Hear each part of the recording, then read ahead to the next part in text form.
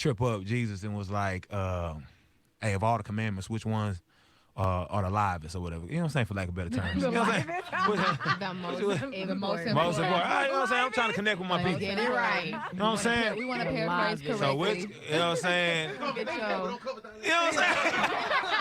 we want So to anyway, make sure. so anyway, which one's the most important? He said, oh, that's easy. Love God with all your heart and then love your neighbor as yourself. And I said, all right, cool. What they got to do with fat? And he was like, if you could understand that at the basic level, then you understand that love is a command. It don't have nothing. You can't command feelings. Like I can't be like, Keisha, feel sad right now. Right.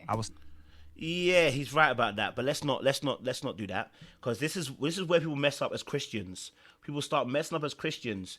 You have emotions for a reason. Okay, let's not do that. Thank you. You said at the same time I did it. The Christianese. Yeah, that's the Christianese talk. Listen, you have emotions for a reason. Okay, all right.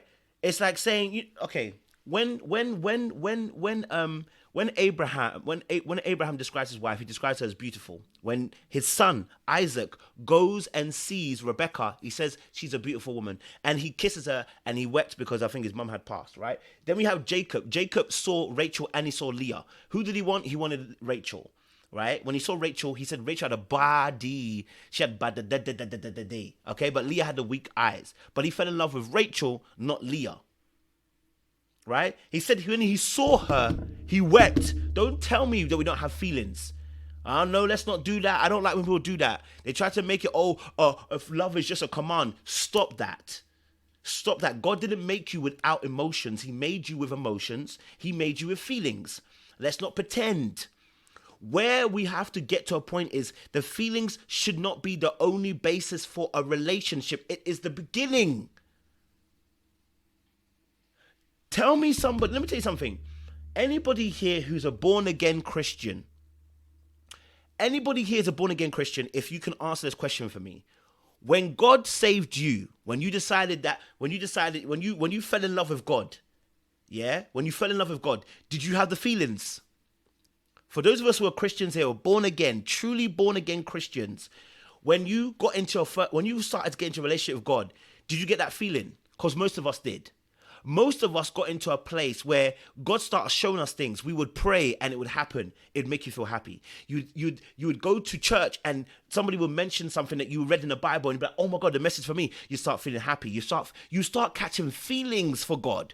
Because that's what God does. He draws you in with the honeymoon phase, and then you have to start working on the relationship after the honeymoon phase finishes. You have to start working at the relationship you have with God. Do you see? So I'm not saying it's everybody's, but a lot of us had a feeling. That's what drew us in. We had the sudden our life was renewed and changed. We had this feeling, and that feeling was a part of that love. Oh, God loves me. It's a feeling. I feel like God now, I can feel God's presence. So let's not try to make it Christian as if that's principle. That ain't it. Because when you listen to people's testimonies, you will hear how when they first came to Christ, they felt God.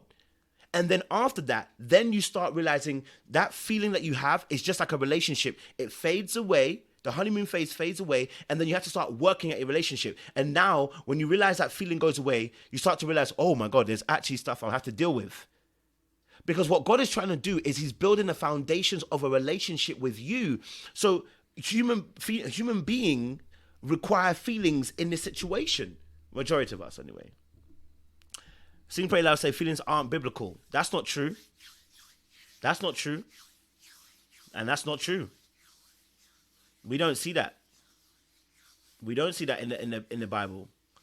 We don't see that. That's not the truth. We have feelings. Okay? We all have feelings. Christ himself had feelings. He was moved at points to compassion, sadness, anger, grief.